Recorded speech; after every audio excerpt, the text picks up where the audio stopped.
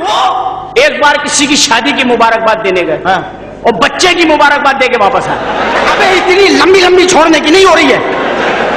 اچھا اور تمہارے انڈے میں سے چوزا نکل گیا ہم کچھ بولے.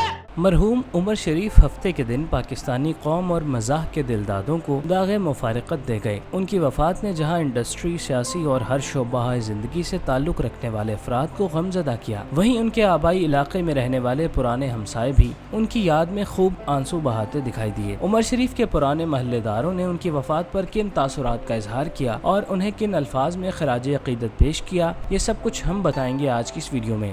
کیمپ پہ پہنچا بھائی گاؤں میں، اسپیشل کتے گاؤں میں نے پہلی دفعہ دیکھا کاڑا کتا، کاڑا آنکھ بند. میں نے کیا کیا، جدھر کی اس کی آنکھ بند تھی نا ادھر سے نکل گیا. میں کہا بھونکتا ہے. عظیم کامیڈین اور فنکار جنہوں نے اپنے فن سے دنیا کو ہنسایا، اپنی زندگی کے ابتدائی ایام لیاقت آباد میں گزارے، جو کہ لالو کھیت کے نام سے مشہور ہے. یہ علاقہ بھلے ہی اپنی مخدوش حالت کی وجہ سے پسماندہ شمار کیا جاتا ہے، لیکن یہاں پر جس اعلیٰ درجے کے فنکاروں نے آنکھ کھولی وہ قابل ذکر ہیں. اس علاقے کی گلیوں میں آج بھی عمر شریف اور معین اختر کے لطیفوں، چٹکلوں اور شرارتوں کی گونج سنائی دیتی ہے، جسے یاد کر کے اہل علاقہ کی آنکھیں نم ہو جاتی ہیں. آج عمر شریف اور معین اختر دونوں ہی اس دنیا میں نہیں ہیں، لیکن ان کی یادوں نے آج بھی انہیں لیاقت آباد کے مکینوں کے درمیان زندہ رکھا ہوا ہے. علاقہ مکینوں کے مطابق عمر شریف نے اپنی جوانی بی ایریا اور لیاقت آباد نمبر 3 میں گزاری. وہ سراج سائیکل شاپ پر رات گئے تک بیٹھے رہتے، جبکہ معین اختر اور ان کے پڑوسی ان کے ساتھ بیٹھتے تو خوب محفل جمتی اور پھر ملائی والی چائے کے دور چلتے. اس دوران عمر شریف لطیفے سناتے اور انہیں ہنساتے. علاقہ مکینوں کے مطابق عمر شریف لیاقت آباد کے جھنڈا چوک پر کیرم کھیلتے تھے اور کالو پان والے سے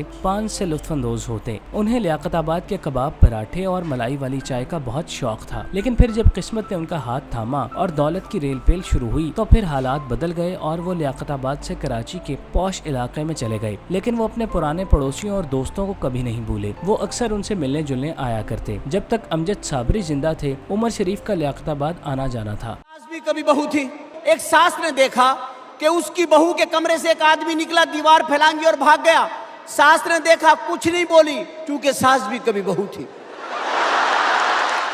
عمر شریف کی زندگی کے واقعات بیان کرتے ہوئے بی ایریا لیاقت آباد میں سراج سائیکل شاپ کے مالک صلاح الدین نے بتایا کہ عمر شریف 20 سال سے زائد عرصے تک اس علاقے میں مقیم رہے. صلاح الدین نے کہا کہ عمر شریف بہت شریف آدمی تھے. وہ ہر روز ہماری دکان پر آتے تھے، اپنے دوستوں کے ساتھ چائے کا لطف لیتے تھے. وہ میرے بھائی کے دوست تھے. ان کے ساتھ میرا رشتہ بھی ایک بھائی کی طرح تھا. شریف لوگوں کو اکٹھا کرتے اور انہیں ہنسایا کرتے، اور یوں دیکھتے ہی دیکھتے وہ لیاقت آباد کی پہچان بن گئے. آج وہ اس دنیا میں موجود نہیں، لیکن ان کے الفاظ ہمیشہ انہیں زندہ رکھیں گے. شریف کے پڑوسی خورشید نواب نے بتایا کہ وہ لیاقت آباد میں بی ایریا کے مکان نمبر 50/22 بی میں کرایہ دار کی حیثیت سے رہتے تھے. لیاقت آباد میں رہنے والے باشندے عمر شریف کو ان کی شاندار شخصیت اور اپنی سادہ عقل کے ذریعے لوگوں کے چہروں پر مسکراہٹیں لانے کے انداز کی وجہ سے اپنے خاندان کا فرد سمجھتے تھے. جب تک شریف بی ایریا میں رہے وہ باقاعدگی سے دوستوں اور پڑوسیوں کی محفلیں منعقد کرتے رہے. معین اختر بھی اپنے گھر سے چند گھروں کے فاصلے پر رہتے تھے.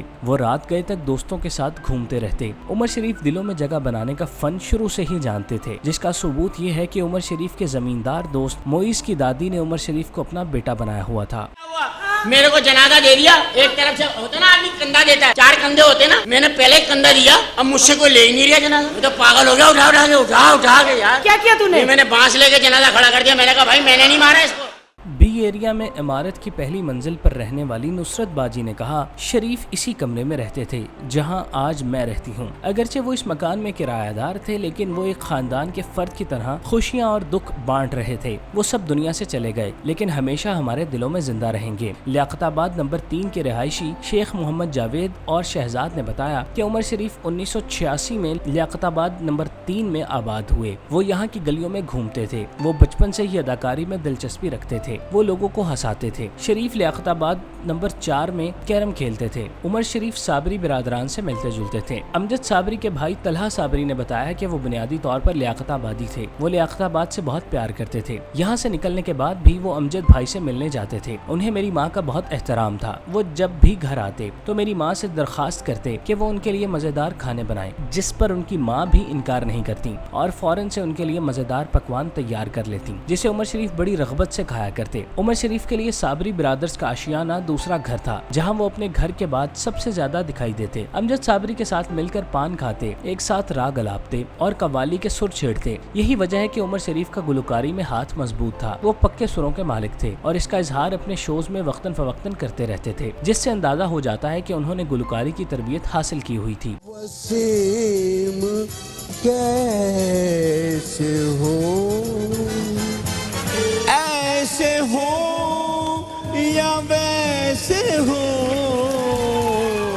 उमर शरीफ के पुराने महल्लेदारों के ख्यालात जानने के बाद एक बात वाज़ेह हो जाती है कि उमर शरीफ को अल्लाह पाक ने इस काम के लिए मुख्तस कर लिया था। यही वजह है कि उनकी शुरू दिन से ही गायबाना तौर पर ट्रेनिंग शुरू हो गई थी। इस दौरान अल्लाह पाक ने उन्हें ऐसे हालात से दो चार किया जिसने उनके अंदर एक जानिब जहनी पुख्तगी तो दूसरी तरफ कॉमेडी का वो शऊर अता किया जिसने उन्हें देखते ही देखते पाकिस्तान का कॉमेडी किंग बना दिया। और फिर जो कामयाबियाँ, एजाज़ात और मकाम उनके हिस्से में आया, वो कोई और फनकार अपनी किस्मत में लिखवा कर दुनिया में नहीं आया। उमर शरीफ चले गए, लेकिन उनके बारे में बातें कभी खत्म नहीं होंगी। वो एक ऐसा समंदर थे जिसका कोई किनारा नहीं था। अल्लाह पाक उमर शरीफ के दर्जात बुलंद करे और उनकी मंजिलें आसान करें, आमीन। ये तो क्या हुआ? क्या मोटी औरतों को घर से निकाल दोगे आप लोग? अरे उन्हें मोटा कौन करता है? हम लोग खाओ पियो ऐश करो, क्या चाहिए तुम्हें? क्यों उठ उठ के जाती हो? नौकर रखो, मेरी मरने के बाद चली जाना, मेरी जिंदगी में मत जाना। ये हमारा इश्क होता है बीवियों, और हम उसका साइज ये